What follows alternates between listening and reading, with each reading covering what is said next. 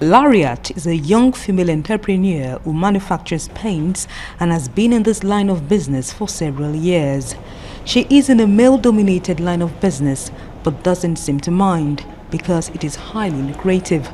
But Lariat admits it has not been easy, particularly when she had to raise the initial startup capital.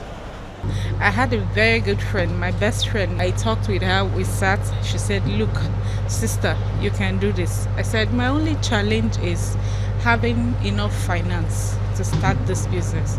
And she said she was going to help me source for a loan. She was going to give me a loan, but I should make sure I pay it up. This temporary structure has served as Lariat's paint factory for several years. She needs to put a proper structure in place and also expand her business. She will need additional financing to do this, but she says she is not considering a bank loan for several reasons.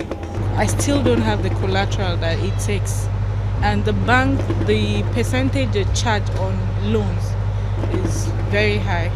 So I don't want to put myself in under one serious pressure to go to the bank and want to pay up, at a stipulated time.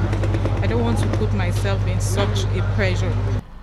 Lariat's concern is also shared by many small-scale business people who feel that the banks are only interested in short-term investments where they can make quick gains. This, they believe, is the reason why small-scale ventures have been largely sidelined by the banks.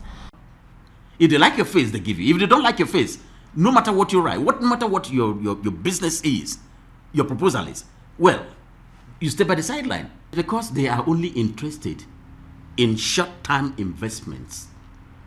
Oh, Mr. ABC company moves now. He wants money to go to Japan to import, to go to China to import quickly, and the money will get back. They know the money will get back in 2 weeks. They have made their money. The monetary policy rate is a rate at which the Central Bank of Nigeria lends to commercial banks. This rate has been left at 12% by the Apex Bank for several years.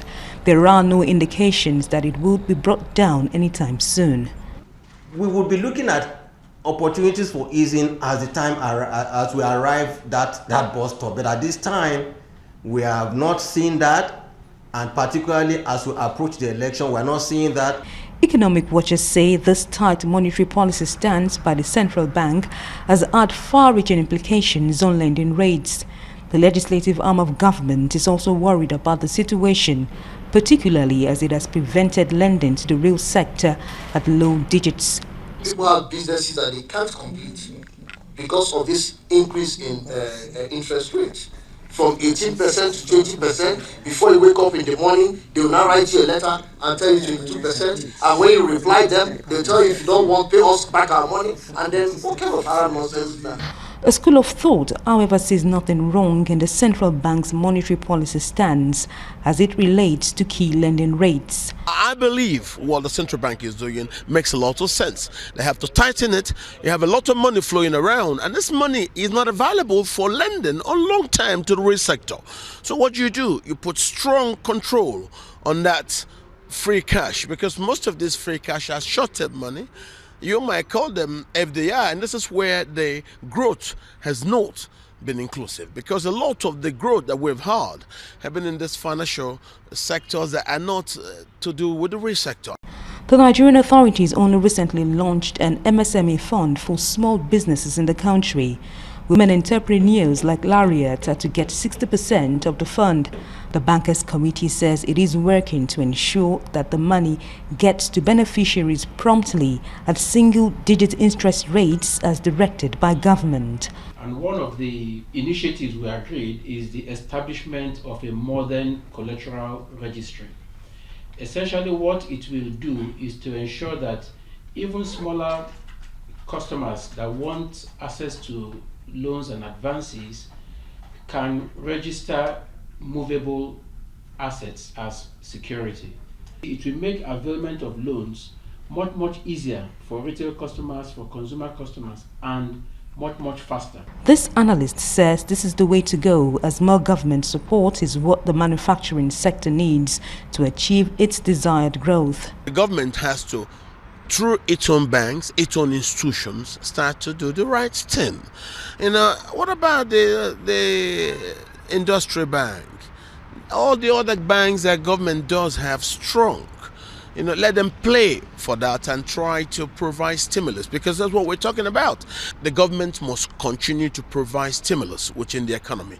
But that's what I'm telling you. The government institutions in place to do these things are the ones who have not been doing their job. I believe some of them will tell you they do not have money to do this.